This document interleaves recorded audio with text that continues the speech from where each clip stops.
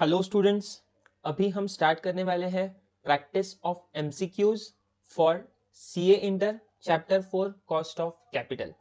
ये वो एमसीक्यूज है जो इंस्टीट्यूट ने अपने एप्लीकेशंस पे जहाँ पे आपको एमसीक्यू प्रैक्टिस करने मिलता है वहां से मैंने ये एमसीक्यूज आपके लिए निकाले हैं। नो डाउट यहाँ पे आंसर गिवन है। आंसर के नीचे इंस्टीट्यूट ने एक्सप्लेनेशन भी दिया है जो कि काफी अच्छा है। But in spite of this, अगर आप को किसी स्टूडेंट को डिस्कशन चाहिए around the topic, just quickly concept भी ब्रश अप हो ऐसे चाहिए क्विकली, तो you can watch this video. Without wasting time, let us start with chapter 4 cost of capital. MCQ first. A company recently issued 9% preference shares. The preference shares sold for rupees 40 a share with par value 20. 20 का face value है, 40 पे issue किया 9% preference shares, 9% dividend है, right? Cost of issuing the stock was 5 rupees per share. What is the cost of debt? Cost of preference share, I am sorry. ठीक है, easy question है, काफी easy question है। Just concept revise करने के लिए preference shares का हम कॉस्ट कैसे निकालते हैं, what is the cost, what is the outflow for preference share, the dividend that company pays, right? Whether that is tax deductible, 1 minus T लगेगा, नहीं लगेगा because dividend is not tax deductible. So numerator में D divided by net proceeds. What is the net proceeds in this case? What are the net proceeds in this case? In this case net proceeds are 40 का share, total 40 दिए हमने, 40 लिए receive हुए, minus the floating cost 5 rupees, that is 40 minus 5 35। Numerator में dividend paid, what is dividend paid? 9% preference shares है तो 9% dividend on face value of 20, on face value of 20। तो क्या आया? 9 in 20 into 9%, 20 into 9%, that comes to I guess 1.8 divided by 35, divided by 35, 5.1%, 5.1%। ठीक है, I will request कि ये लेते टाइम कैलकुलेटर लेके बैठो, मैं भी कैलकुलेटर लेता हूं। Give me a minute, let us resume, let us resume. So we were doing 1.8 divided by 35 which comes to 5.1%, 5.1%। काफी इजी था फर्स्ट वाला। तो ओवरऑल अगर मैं इस बात करूं इस चैप्टर की specifically, all the MCQs, there are 20 MCQs given in this file, या फिर given by institute we can say. तो comparatively they are easy, not very difficult, I can say moderate है। ठीक है, moving ahead. Question 2. Equity financing may be considered better than debt financing because of the fact. ऐसा कौन सा fact है because of which equity finance हम debt से अच्छा मान सकते हैं? First of all, without moving ahead, tell me whether cost perspective से इक्विटी फाइनेंसिंग आप कंपनी के लिए बेटर मान सकते हो as compare to debt? No, cost perspective से नहीं आएगा बिकॉज यू शुड नो क्या इक्विटी इज हायर, कॉस्ट ज्यादा रहता है इक्विटी का डेट से, बिकॉज डेट वाले people expect low because risk is low, equity के लिए risk is higher, therefore cost या फिर expected rate of return by the investors is higher. Second thing, tax benefit, equity पे tax benefit नहीं मिलता, debt पे you get tax shield, therefore debt का cost कम रहता है फॉर कंपनी, राइट? तो यहाँ पे दे आर आस्किंग कि इक्विटी फाइनेंसिंग बेटर किस वजह से आप बोल सकते हो? Issuance cost of equity is less than that of debt, इसलिए बोल सकते हो? नो, जनरली ध्यान में रखो, issue cost of equity is higher than debt, not less. So first option is not right. It is more attractive for investors because of potential for higher returns. Yes, ये बोल सकते हो कि equity financing better है। क्यों? तो ज्यादा लोग इन्वेस्ट करेंगे because that is more attractive, लोगों को रिटर्न ज्यादा मिल रहे हैं, राइट? सो कंपनी पर पर्सपेक्टिव से अगर देखा जाए तो कंपनी को इन्वेस्टर्स इजीली मिल जाएंगे for debt rather than for equity rather than debt. समझ में आ रही बात? So this is the thing, because ज्यादा रिटर्न्स है तो more people will be willing to invest. Dividend is tax deductible, ये तो बिल्कुल भी नहीं, ये तो इनकरेक्ट ही है, right? And then it is less expensive than debt. Whether it is less expensive, ये तो हमने फर्स्ट में ही डिस्कस किया without seeing the options. Equity is more costlier than debt, not less expensive. ठीक है, so answer 2, option 2 is the correct option. यहाँ पे एक्सप्लेनेशन दिया भी है, issuance cost of equity is generally more, then the only reason that equity financing may be considered better than debt financing is that more attractive, it may be more attractive for investors because of potential for higher returns, higher upside. Obviously downside भी है, नहीं ऐसा नहीं, risk है, but still that potential for higher can attract you more investors easily as compared to debt. Moving ahead, MCQ3, interest on government bonds is also known as, interest on government bonds is also known as, क्या बोलते हैं इसको, beta of the security? No, beta तो क्या रहता है, beta is basically volatility of the company share as compare to the market. Market का beta कितना रहता है, 1. Market when compared with market is equal ना, मार्केट से मूव करेगा, market when compared with market itself, खुद को खुद से कंपेयर करो तो इक्वल ही रहोगे आप, right. But when companies price compare, companies stock में वोलेटिलिटी जो है वो compared with the market, that gives you beta. मतलब मार्केट अगर 1 से मूव करेगा तो बीटा ऑफ 1.5 मींस आपका शेयर 1.5 से मूव करेगा, right. So that is beta. It is not interest, right. It is a factor. Interest तो परसेंटेज होता है, ये अगर किसी को पता नहीं तो ये भी देख के हम समझ सकते हैं, interest is a percentage, right, and beta ये तो फैक्टर है, ठीक है. So this is not the right answer. Market rate of return, whether interest on government bond is a market? No, market में तो रिस्क इन्वॉल्व है, तो risk के लिए रिस्क प्रीमियम भी है. Government bond is risk free rate of return, we can say the fourth option, risk free rate of return. Whether it is market price of a security, यहाँ पे बोल रहे मार्केट रेट ऑफ रिटर्न, यहाँ पे बोल रहे price of a security. Price तो बिल्कुल है ही नहीं, इंटरेस्ट की बात चल रही है, परसेंटेज वाला है, प्राइस कैसे हो सकता है, how can a percentage be a price, right. Third option is also wrong. Interest on government bond is a risk free rate of return, is risk free rate of return. Yes, ये हम कहाँ पे देखते हैं, generally CAPM model में use होता है. ये CAPM मॉडल का फॉर्मूला क्या है, फॉर्मूला क्या है CAPM मॉडल का, RF, risk free rate of return. That is generally जिसका बेस ये रहता है, इंटरेस्ट ऑन गवर्नमेंट बॉन्ड पे क्या है वो जनरली RF रहता है, plus beta into RM minus RF, plus beta into RM minus RF is the cost of equity बोल सकते हो, या फिर रिटर्न्स ऑन इक्विटी बोल सकते हो, ठीक है, ठीक है. I hope you are clear. Question 4, cost of capital is lowest in case of debt because. Cost of capital debt के केस में लो क्यों है, अभी हम डिस्कस कर देते हैं. दो चीजें डिस्कस की. First, expectation of the debt holders. Debt holders expect equity इतना नहीं करेंगे because they are not taking that risk, they are less risky than the equity. So उनका फर्स्ट एक्सपेक्टेशंस कम रहते हैं as compare to equity, therefore cost of debt कम रहता है. एंड सेकंड थिंग, एक्सपेक्टेशन तो छोड़ो, जो कूपन देते हैं हम, उस इंटरेस्ट पे हमें टैक्स का बेनिफिट मिलता है, टैक्स शील्ड मिलता है, इंटरेस्ट इज टैक्स डिडक्टिबल. तो दो बेनिफिट्स हो गए, तो let us see. Cost of capital is lowest in case of debt because why. First, it is tax deductible, इसलिए यस ये सही है. और कुछ और नीचे वाले ऑप्शन भी सही हो सकते हैं, हमने दो रीजंस देखे, right. Lower stated rate, lower stated rate की वजह से. Okay, what does this mean, this means the lower coupon rate. Stated rate मतलब जो कूपन रेट दे रहे हैं उसके वजह से. Okay, time value of money, time value of money and all of the above, and all of the above. भी थोड़ा सा यहाँ पे कंफ्यूजन हो सकता है, मैं बताता हूँ कैसे उसको क्लियर करेंगे. टाइम वैल्यू ऑफ मनी बताओ मुझे, what is the logic, what is the relevance of time value of money? Cost of debt is lowest in cost of capital is lowest in case of debt. It is because of time value of money. इसका कुछ relevance ही नहीं है ना, time value of money का तो सवाल ही नहीं आता ना यहाँ पे. मतलब I am trying to think कि इतना गलत हम time value of money कौन सोच सकता है. Why? Cost, ultimately any interest rate is a compensation for time value of money. तो because of that ये low रहता है, ऐसा कुछ नहीं रहता. Time value of money तो इन बिटवीन का IRR है या फिर इंटरेस्ट रेट हम बोल सकते हैं, but it is not the right answer, इतना तो फिक्स है. एंड अगर ये नहीं है तो ऑल ऑफ द अबव भी आएगा नहीं. सो लोअर स्टेटेड रेट, यहाँ पे आप थोड़ा कंफ्यूज होते हो if you compare it with equity. ठीक है, इक्विटी को तो कोई स्टेटेड रेट रहता ही नहीं है, बट स्टिल यहाँ पे दिया सेइंग कि लो स्टेटेड रेट मतलब मार्केट के एक्सपेक्टेशंस हाई है, बट स्टिल आपका कूपन रेट फिक्स्ड है ना, तो आप कम रख सकते हो, आप डिसाइड करते हो ना डिबेंचर्स. तो because of that you can say come, lower interest, market में 10 चल रहा है, आप बोलोगे 8, तो बिकॉज ऑफ दिस आपका कॉस्ट ऑफ डेट कम आएगा. This is what they are asking and this is wrong.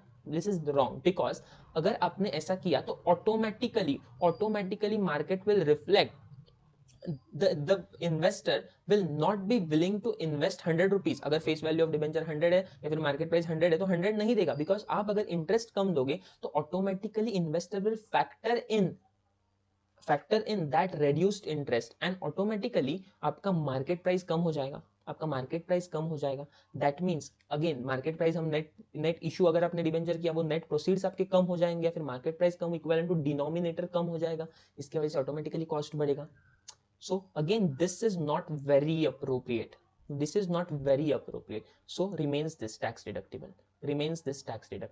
अगर I am not very sure but still I am saying, ये यहाँ पे फर्स्ट ऑफ ऑल ये यहाँ पे खत्म हो गया, ठीक है. आगे की बात जो बोल रहा हो, see that's what I am saying, not very sure but at the same time sometimes it may happen कि इसी क्वेश्चन को थोड़ा बहुत मॉडिफाई किया ना, तो ये second option and first option दोनों भी हो सकते हैं आंसर थोड़ा मॉडिफाई किया तो। इसको अगर मैं इक्विटी के साथ कंपेयर करने जाऊँ, अगर क्वेश्चन ऐसे आता है cost of debt is lowest as compared to equity because of the following reasons, and यहाँ पे time value of money ना देके something else दिया and all of the above किया, तो all of the above भी हो सकता है। You have to be careful, you have to be careful, ठीक है। As of now मैंने all of the above क्यों नहीं, वो तो पहले ही बताया, because time value of money ये तो कोई सवाल ही नहीं आता, ठीक है। तो इसके वजह से all of the above तो कट ही हो जाता है, and then remains 1 and 2, उसके बीच में I told you how why it is tax deductible, वो वाला important, ठीक है।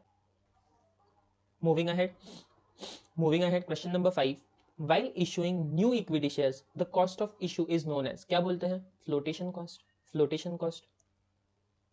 cost of equity नहीं, while issuing new equity shares, the cost of issue पूछ रहे हैं, not the cost of equity shares नहीं पूछ रहे। cost of equity shares होता तो cost of equity बोलते हैं हम उसको, but they are asking cost of issue को क्या बोलते हो, it is known as flotation cost, बाकी options are not at all relevant.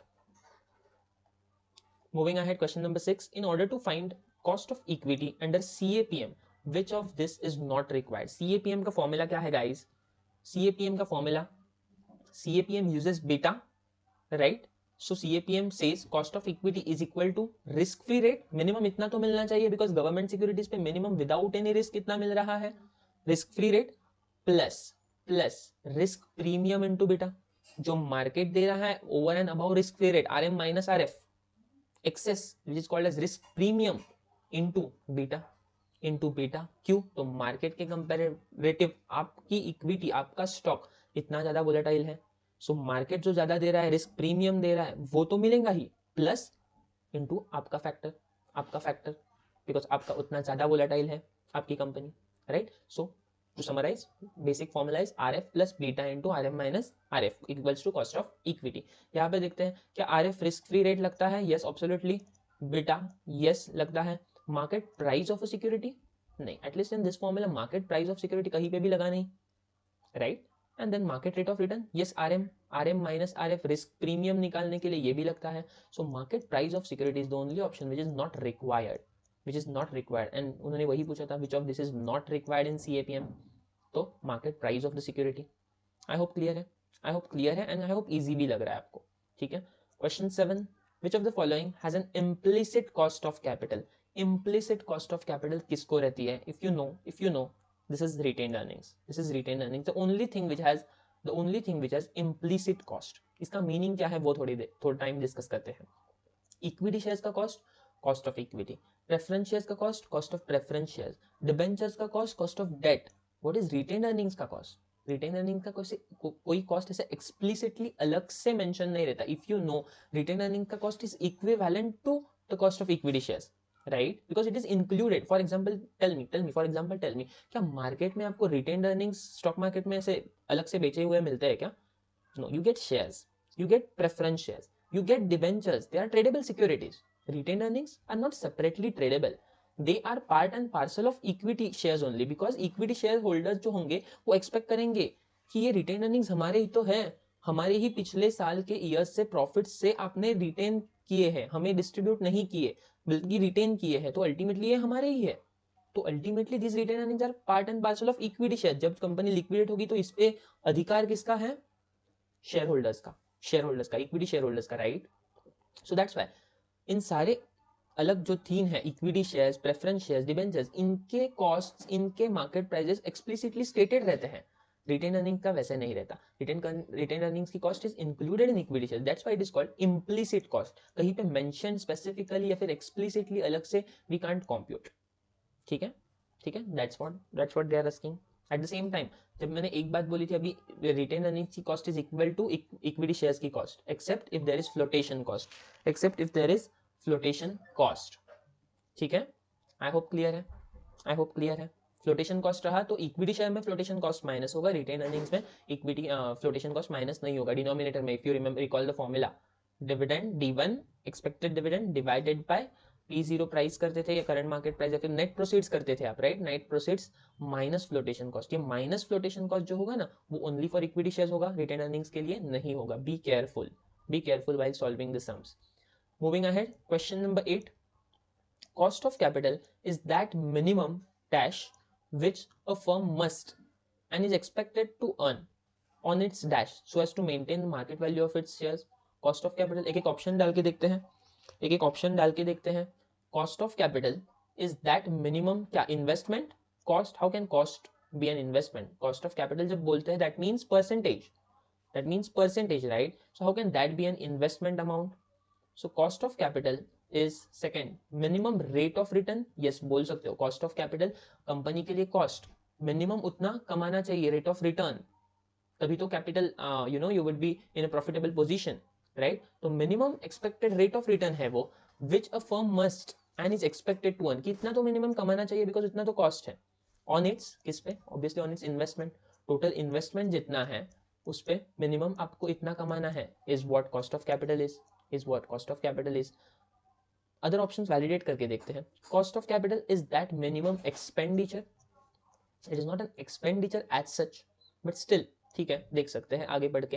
And is expected to earn on its, and a firm must be expected to earn on its rate of return.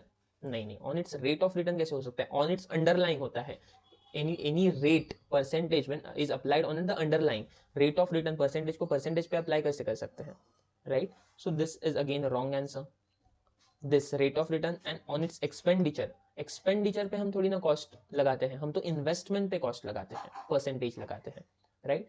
Just trying to give you different angles, या फिर कैसे आप सोच सकते हो, या फिर ये ऑप्शन गलत क्यों है। This is for those actually. देखो हमें हमेशा when you solve any MCQ question आपको फर्स्ट इंस्टेंस में एक ऑप्शन क्लिक होता है, and this is for you कि वो ऑप्शन वैलिडेट कैसे करने का, इसका practice. Not don't take take away from this video should not be this कि ये पूरा हम concepts revision and all this करके जा रहे हैं। You can take away from this video is the habit या फिर the way we are solving, that you can take away. कैसे सॉल्व कर रहे हैं वो वे, वो तरीका, how we are validating the options, how we are checking. Sometimes 2 options लग रहे थे ऊपर वाले क्वेश्चन में, देन हाउ वी चेक कि ऑल ऑफ द अबव था तो वो नहीं था, how we check that, how we used elimination method, right? तो you can take away this also. Moving ahead, question number 9, a company's equity share is currently selling for ₹50 per share, current market value दिया है, current year dividend was ₹2 per share and the earnings of the company is expected to increase by 5%.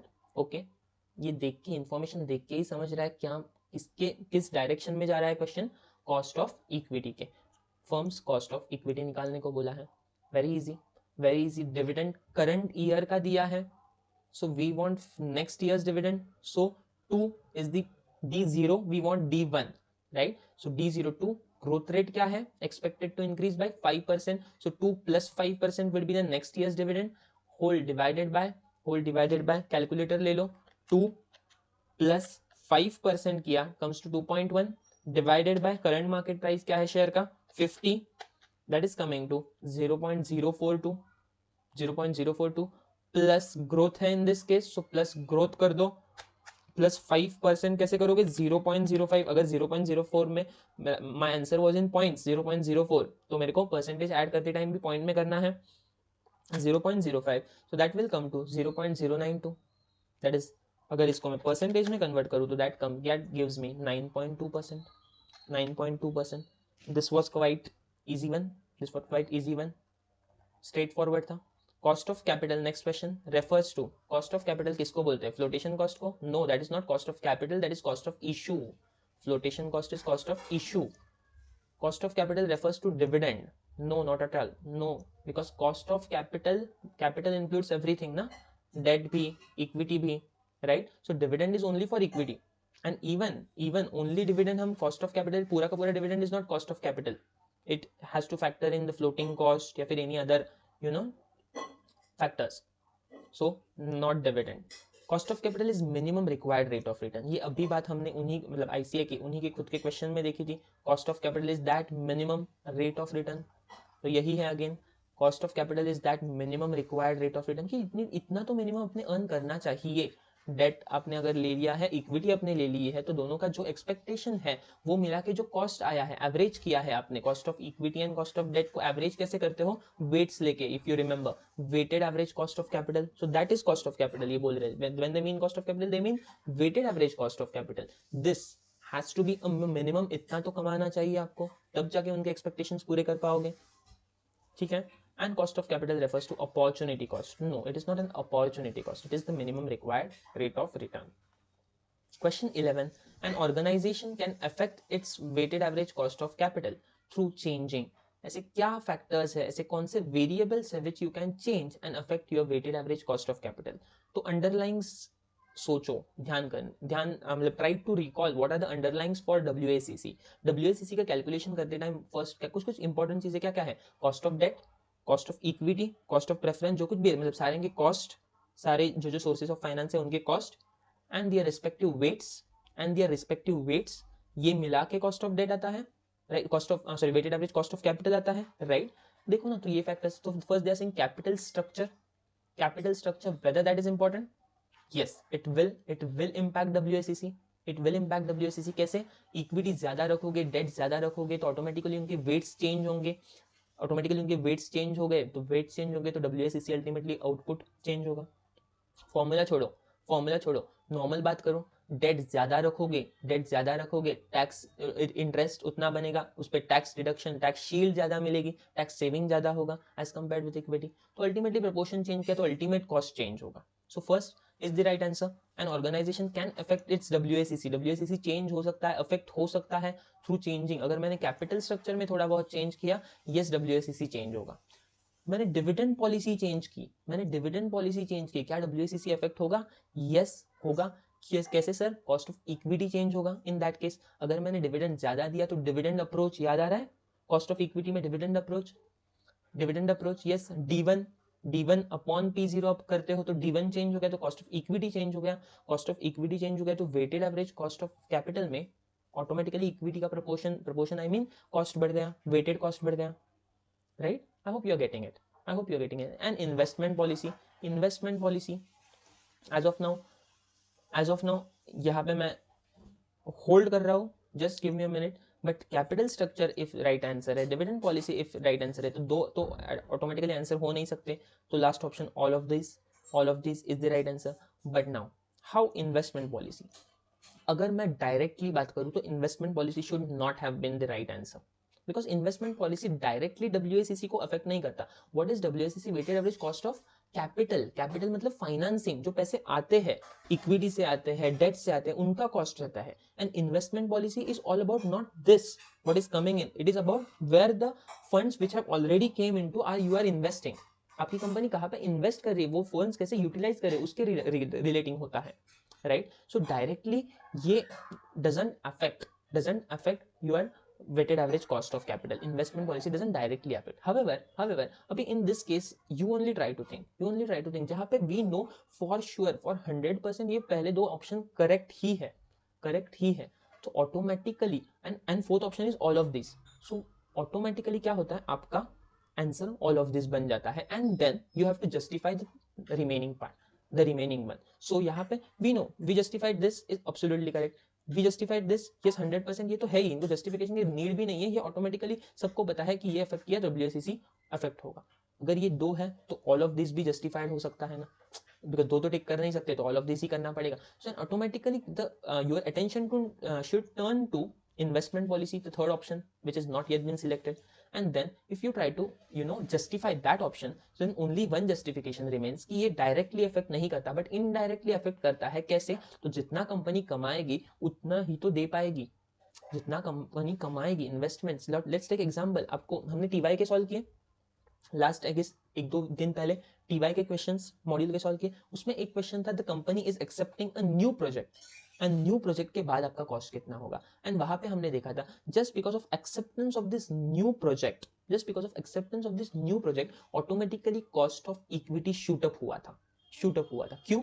The reason being, accepting a new project which is profitable, automatically equity investors क्या सोचेंगे, equity investors will think कि यार new project आ रहा है company को, company और ज्यादा profit बना रही है, we should be rewarded higher.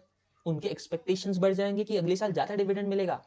क्यों? प्रॉफिटेबल है कंपनी, नया प्रोजेक्ट आया है कंपनी को, ऑटोमेटिकली शेयर प्राइसेस शूट होते हैं ना मार्केट में, that is cost of equity automatically बढ़ेगा, उनके एक्सपेक्टेशंस बढ़ेंगे, right. That's what I want to tell you कि दिस इन्वेस्टमेंट डिसीजन, कहाँ पे आप इन्वेस्ट कर रहे हो, कौन सा प्रोजेक्ट ले रहे हो, what was that an investment decision. तो ये investment decision will not directly affect but indirectly it will have an impact on WACC, ठीक है। That's why this option is justified in this manner, and then fourth answer, all of this has been the correct one.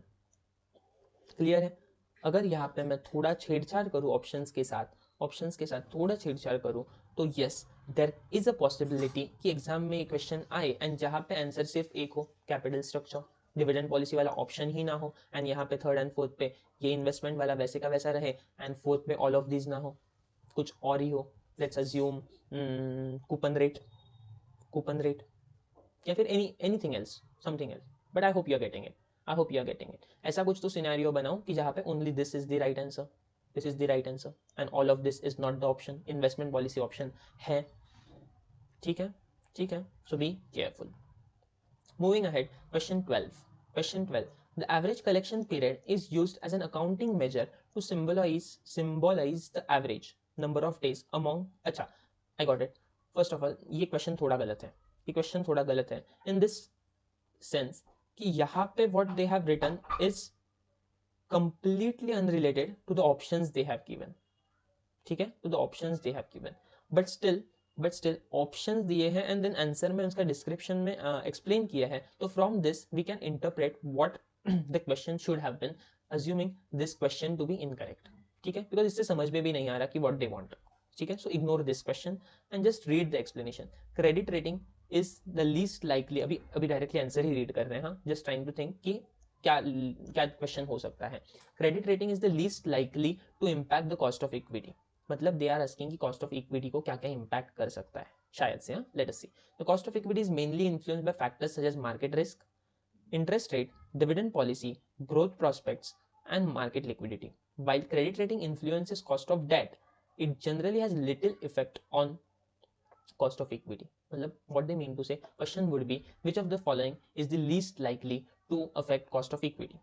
EPS yes करेगा, अभी ये question assume कर लो ना, which of the following is the least likely to affect to your cost of equity? EPS करेगा 100%, DPS ये भी करेगा 100%, dividend model से, अर्निंग्स मॉडल से, ये दोनों चीजें इफेक्ट करेगी आपकी cost of equity. PE ratio yes करेगा, पीई रेशो क्या रहता है, प्राइस टू अर्निंग्स, तो ये EPS DPS इनटू मैं पीई रेशो करूँ तो मार्केट प्राइस मिलेगी, and that market price is important for me because मैं डिनोमिनेटर में वही रखता हूँ, cost of equity, like cost of equity क्या रहता है, dividend divided by current market price ना, तो मार्केट प्राइस पी रेशियो से डिफाइन होते हैं, तो पी रेशियो अगर ज्यादा है तो मेरे ऑटोमेटिकली कॉस्ट ऑफ इक्विटी कम हो जाएगा बिकॉज मार्केट प्राइस ज्यादा होगा उतना, एंड डिनोमिनेटर ज्यादा होगा, तो ओवरऑल आंसर मेरा कम आ जाएगा, ठीक है। ये तो मतलब न्यूमेरिकली समझाया मैंने, लॉजिकली भी है ऑब्वियसली। अगर पी रेशियो ज्यादा है दैट मीन्स आपकी अर्निंग्स के कंपैरेटिवली आपको इन्वेस्टर ज्यादा कोट कर रहे हैं, ज्यादा कोट क्यों कर रहे हैं, because they are finding your what we say company good, profitable, right. So in this scenario आपका कॉस्ट ऑफ इक्विटी कम आएगा because they are willing to invest more even at a lower rate, ठीक है।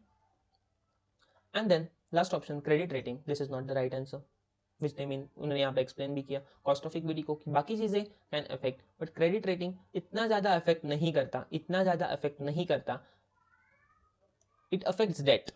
हाँ, ये बात एक take away है कि क्वेश्चन एग्जाम में उल्टा बन सकता है कि डेट के लिए क्या है, तो yes credit rating is a factor for debt, least likely to impact cost of equity, but यहाँ पे कहीं तो दिया था उन्होंने, it generally has little effect on cost of equity while credit rating influences the cost of debt पे impact होता है, इक्विटी पे थोड़ा कम होता है, इज व्हाट दे मीन, ठीक है।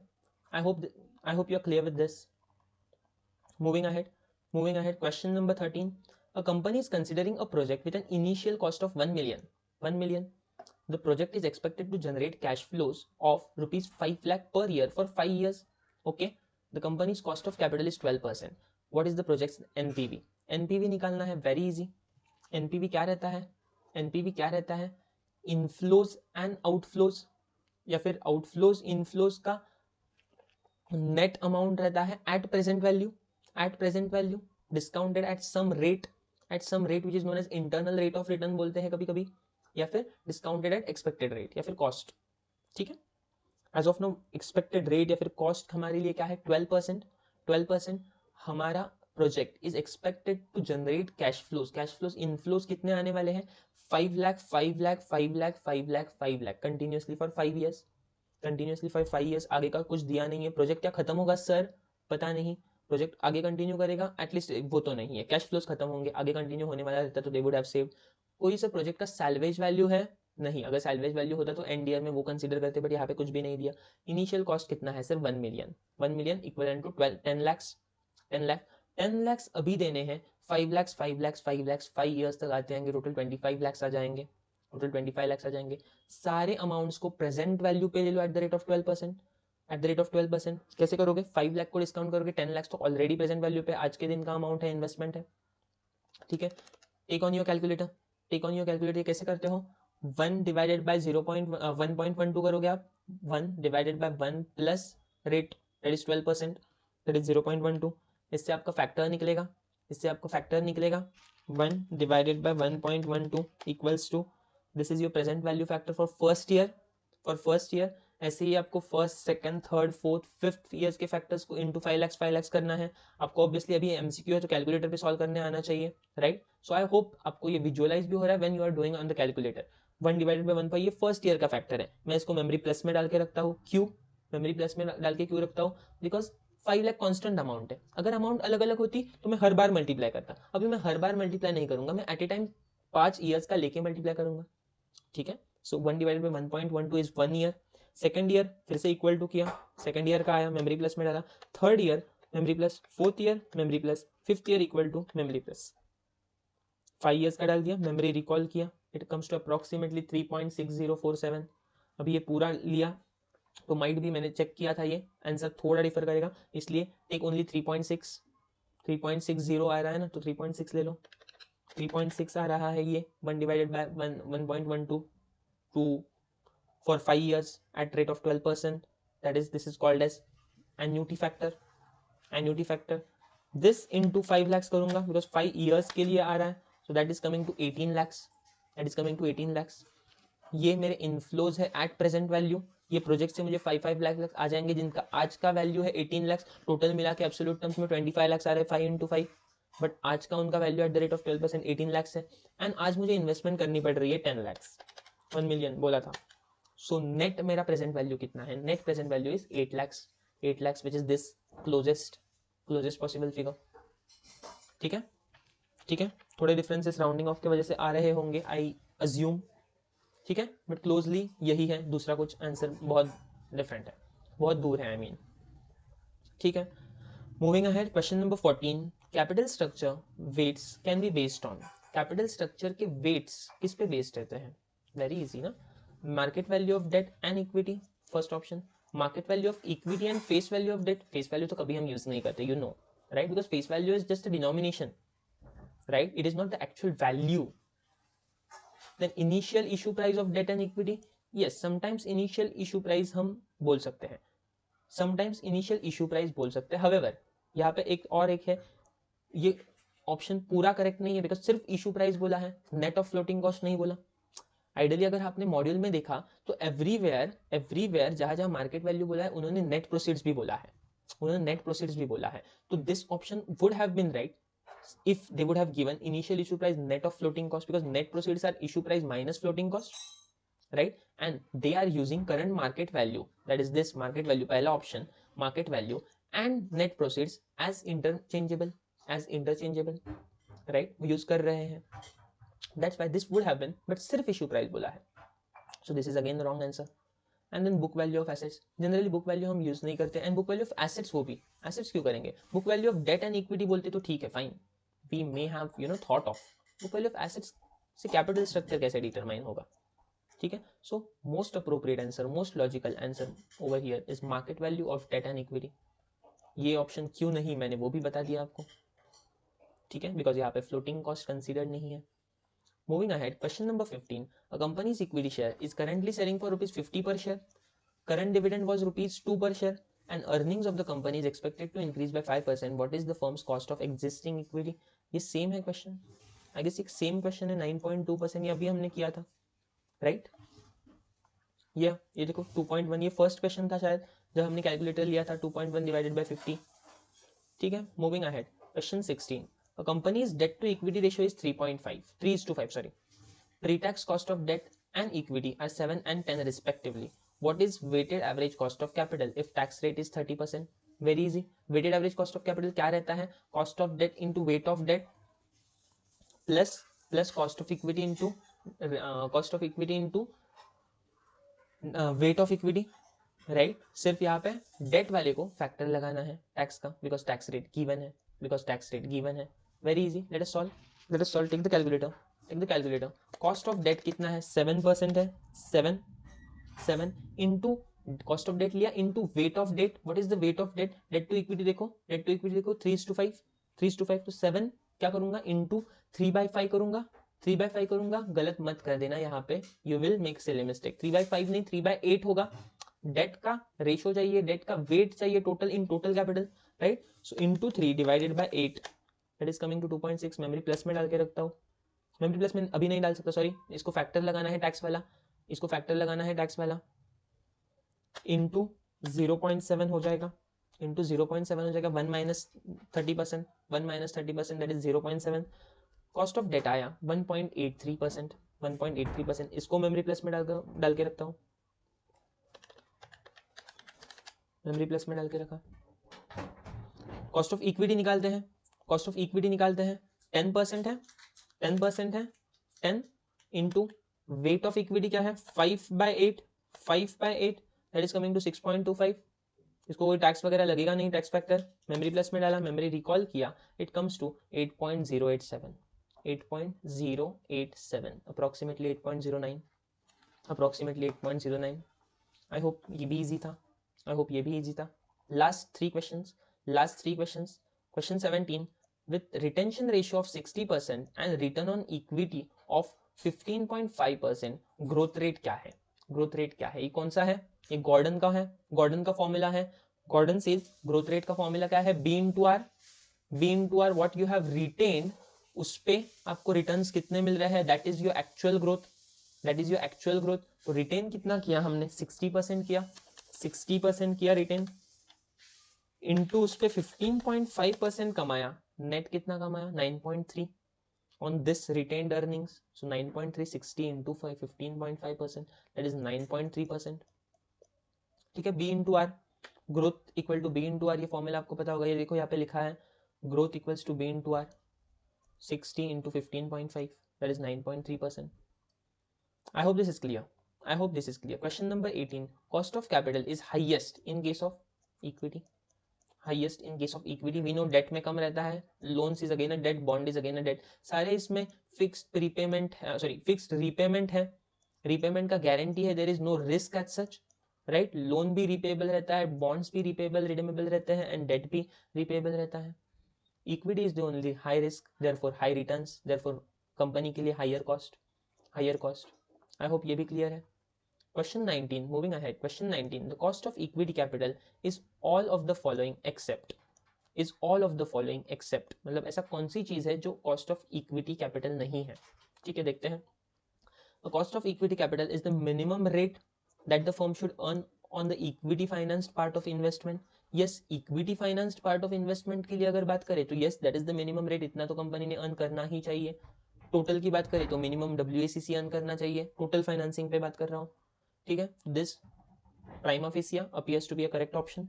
सेकंड, हमें रॉन्ग वाला सिलेक्ट करना है ना, एक्सेप्ट बोला है. Second, a return on equity financed portion of an investment that at worst leaves the market price of stock unchanged. ये क्या है? A return, cost of equity is a return on equity finance portion. Yes, obviously it is a return that at worst case scenario में leaves the market price unchanged. Yes, absolutely right. Cost of equity is that return. Cost of equity is that return because cost of equity हम कैसे निकालते हैं, market price consider करके ही तो निकालते हैं, या फिर मार्केट प्राइस कैसे निकालते हैं, कॉस्ट ऑफ इक्विटी कंसीडर करके निकालते हैं। आउटफ्लोज डिविडेंड डिवाइडेड बाय के अगर मैं करूँ तो ऑटोमेटिकली मुझे मार्केट प्राइस मिल जाता है, right. So market, so cost of equity क्या रहता है, minimum expectation of the investors. So minimum इतना अगर उनको मिल रहा है, so they would be ready to invest at the price what is available, right. If price is 100 and then we told them कि उनकी एक्सपेक्टेशंस 12 है एंड प्राइस इज 100, प्लेन रखता हूँ, nothing else involve, and company is also giving 12%, so they are happy. Will they be willing to invest 100? Yes, they will be willing to invest 100 because उनको expectation के accordingly 12% cost of equity के accordingly मिल रहा है, and if उनको मिल रहा है so they will be investing at the existing current market price. They won't reduce the price, they won't reduce, और price बढ़ेगी नहीं, ठीक है, because it is at par, ठीक है। So I can again say this is a prima facie okay option. By far the most difficult component cost to estimate cost of equity, they are saying by far अभी तक तो most difficult है, या most difficult बोल सकते हो, comparatively बोल सकते हो, निकालने तो आपको सारे मेथड से आता है, बट स्टिल इस यहाँ पे बोल सकते हो मोस्ट डिफिकल्ट बिकॉज अगर कॉस्ट ऑफ डेट के साथ कंपेयर करूँ तो यस कॉस्ट ऑफ डेट वगैरह में एक दो फॉर्मूला थे, बट कॉस्ट ऑफ इक्विटी में टोटल 5 डिफरेंट अप्रोचेस हैं, डिफरेंट अप्रोचेस के डिफरेंट अजम्पशंस हैं, right. So by far it is most difficult and generally lower than the before tax cost of date.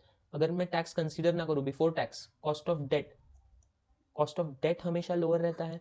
They are saying cost of equity capital is lower, ये तो 100% गलत है, तो 100% गलत है, right, because cost of debt is lower not equity, so cost of capital is all except it is lower than cost of debt, this is the right answer, because equity का cost हमेशा higher रहता है than debt, ठीक है। I hope you are clear with this, and the last question, question 20, increase in which of the following would not increase cost of equity calculated on basis of capital asset pricing model। CAPM model के basis पे cost of equity पहले कैसे निकालता है, formula just recall किया था थोड़े questions पहले। What is the formula, risk free rate minimum इतना तो मिलना चाहिए, प्लस मार्केट एक्सेस, मार्केट के रिस्क लेके एक्सेस कितना मार्केट देता है, that is risk premium, RM minus RF, that is risk premium into beta, आपकी कंपनी और मार्केट से ज्यादा हायर है, मतलब रिस्क फ्री रेट तो मिलना चाहिए, प्लस मार्केट का भी मिलना चाहिए एक्सेस जो प्रीमियम है because of market, plus that market premium into आपकी कंपनी का बीटा, आप और ज्यादा लीवरेज हो, सॉरी आप और ज्यादा रिस्की हो तो और ज्यादा प्रीमियम मिलना चाहिए। सो RF plus RM minus RF into beta, so this is the formula. So they are asking increase in which of the following would not increase cost of equity। Market risk premium बढ़ा, RM minus RF की बात करें, risk premium बढ़ा तो automatically आपका पूरा output बढ़ेगा ना, RF plus RM minus RF ये बढ़ गया तो इनटू बीटा होके जो आउटपुट आएगा वो भी बढ़ेगा, टोटल आउटपुट भी बढ़ेगा। Expected market rate of interest, increase in which of the following, expected market rate of interest बढ़ा, अगर मार्केट का rate of interest that means RM ना, दैट मींस अगेन RM बढ़ा, अभी पहले बोल रहे थे RM माइनस RF नेट करके बढ़ा, अभी RM बढ़ा बोल रहे हैं, ठीक है। मार्केट के एक्सपेक्टेशंस बढ़ गए तो ऑटोमेटिकली आपकी कंपनी से भी एक्सपेक्टेशंस बढ़ेंगे, जिससे आपका कॉस्ट ऑफ इक्विटी बढ़ेगा, राइट। तो ये भी is the right answer, when I mean ये भी is the right answer. would not increase पूछ रहे हैं, so this will increase your cost of equity, so this in this case this is wrong।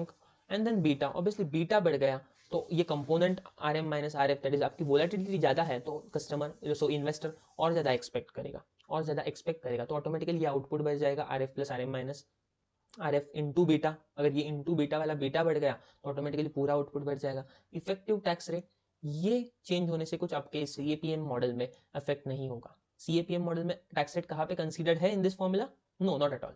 So this is the only thing the increase of which would not affect the cost of equity, ठीक है।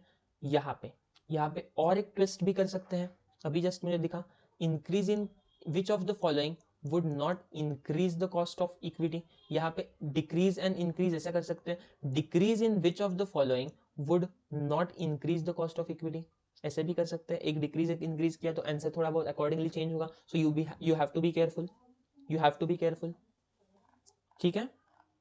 And that's it these were the 20 questions. हमने काफी कम time में किया I guess, and rather than time काफ़ी अच्छा discussion किया ओवरऑल एंड फास्ट सॉल्व किया. I hope you find this helpful. Let us close.